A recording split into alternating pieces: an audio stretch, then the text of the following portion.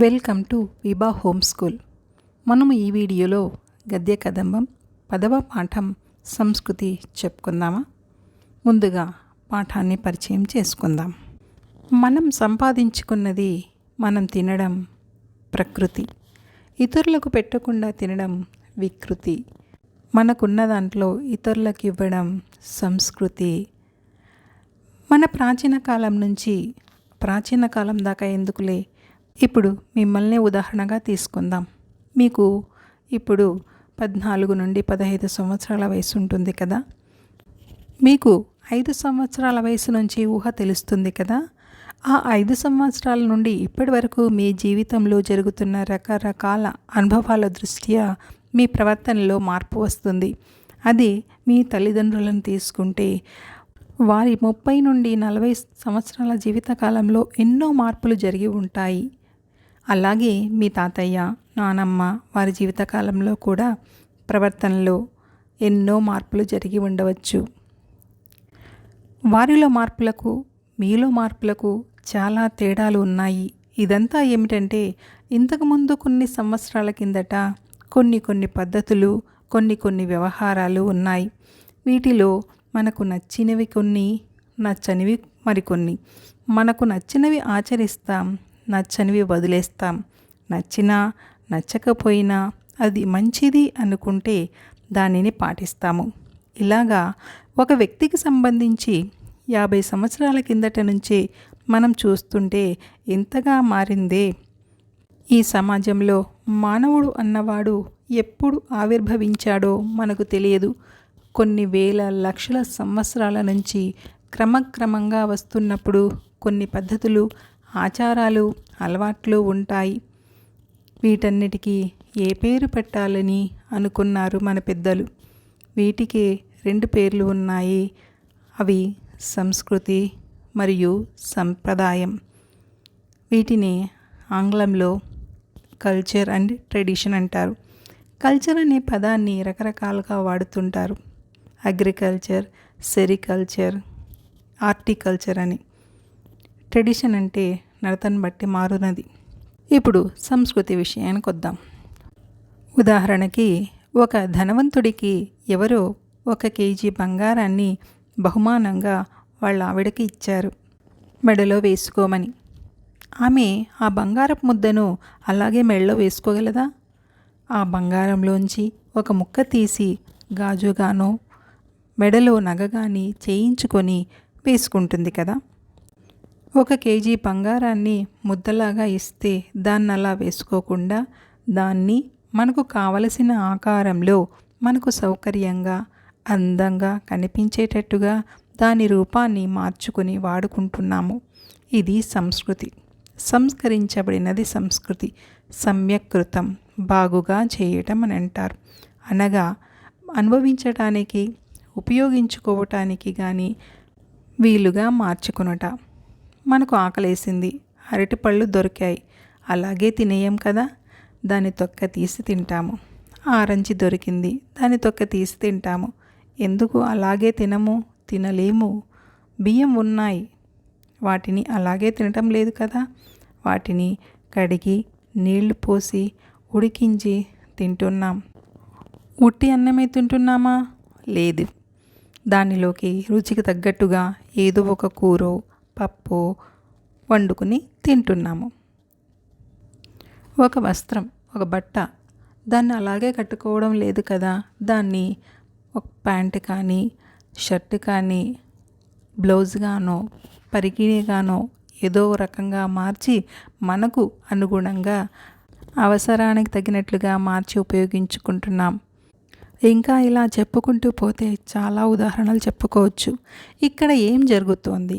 ఉన్నదాన్ని ఉన్నట్లుగా కాకుండా రకరకాలుగా మనం అనుభవించటానికి, ఆస్వాదించటానికి అనువుగా సంస్కరించుకోవటాన్ని లేదా తయారు చేసుకోవటాన్ని సంస్కృతి అంటారు.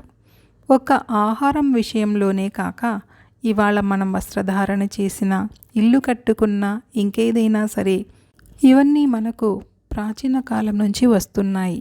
మార్పులు చెందుతూనే ఉన్నాయి. అనగా మన ప్రాచీనులు ఇలా ధరించండి, ఇలా మాట్లాడండి, ఇలా ఉండండి, ఇలా భుజించండి అని చెప్తున్నారు. వీటిలో క్రమక్రమంగా మార్పులు వస్తున్నాయి. అనగా ఏది బాగుందో దానిని ఆచరిస్తూ వస్తున్నాం. దేశాన్ని బట్టి, ప్రాంతాన్ని బట్టి మారుతూ ఉంటుంది. ఇక్కడ ఒక ఉదాహరణ. ఎక్కడో చెక్కతో ఇల్లు కట్టుకున్నారట, బాగుందిట అని మనము మన ప్రాంతంలో చెక్కతో ఇల్లు కట్టుకోము కదా. అక్కడి వాతావరణానికి అనుకూలంగా వాళ్ళ ఇల్లు నిర్మించుకుంటారు. భూకంపాల కారణంగా వాళ్ళు అలా ఇల్లు నిర్మించుకుంటారు. కానీ అవసరాలకు, పద్ధతులకు, వాతావరణానికి అనుకూలంగా ఒక్కొక్కటి మారుతూ వస్తుంది. ఇదే సంస్కృతి. ఇప్పుడు పాఠం యొక్క రచయితను పరిచయం చేసుకుందాం.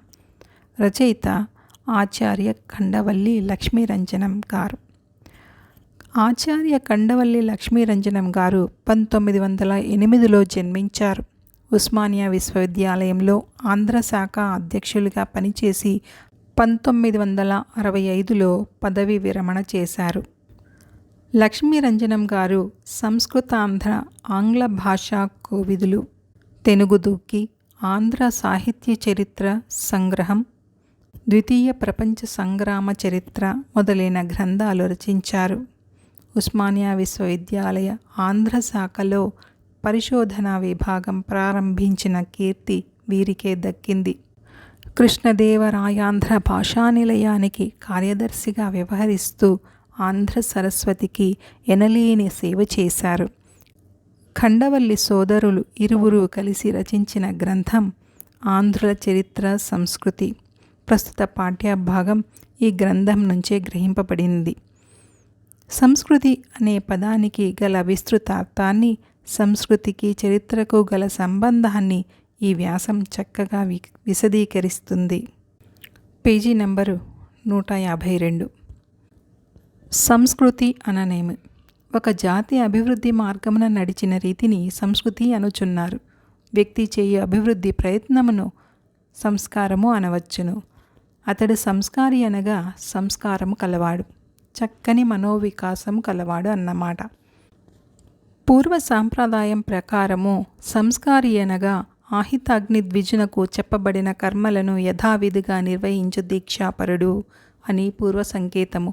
ఇప్పటి పరిభాషలు సంస్కారి అనగా సంఘమందలి దురాచారములను సవరించుటకు, నిర్మూలించుటకు కృషి చేయువాడు.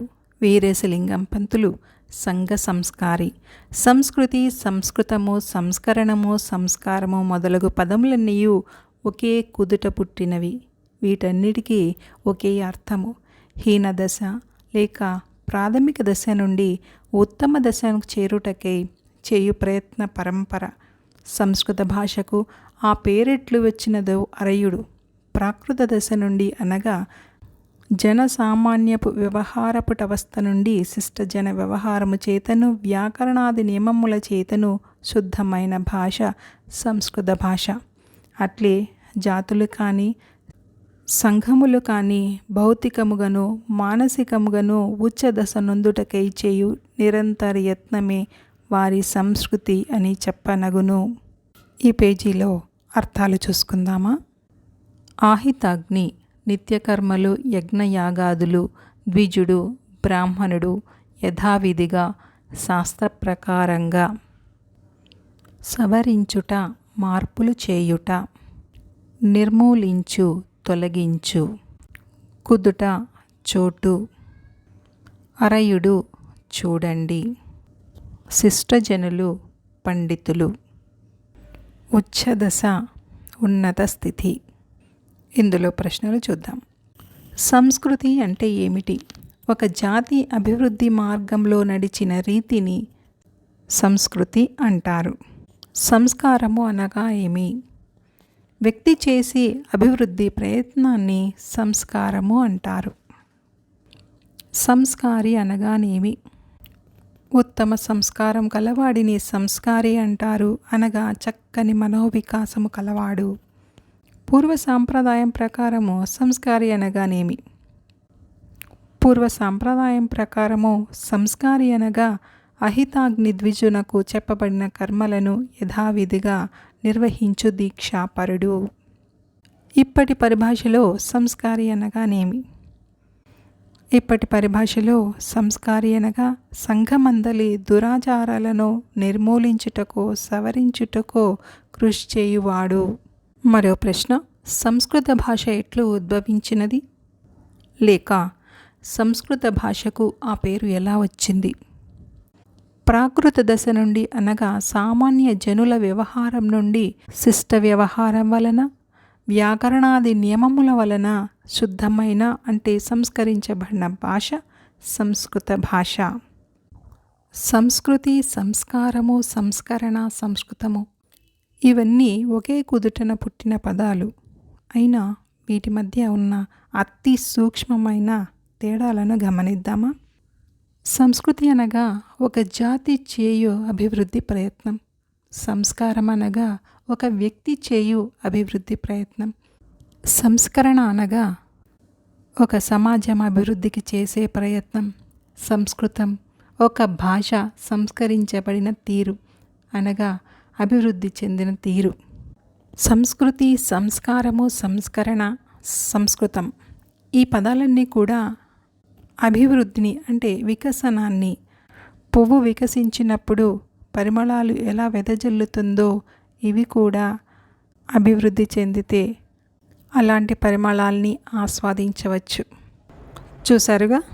మీకు ఈ వీడియో నచ్చినట్లయితే లైక్ చేయండి. మీ ఒక్క లైక్ మాకు ఎంతో ప్రోత్సాహాన్ని ఇస్తుంది. ఇలాంటి మరిన్ని వీడియోలు పొందాలంటే ఈ ఛానల్ను సబ్స్క్రైబ్ చేసుకొని పక్కన ఉన్న బెల్ ఐకాన్ను కూడా క్లిక్ చేయండి. పోస్ట్ చేసిన ప్రతి వీడియో మీకు అందుతుంది.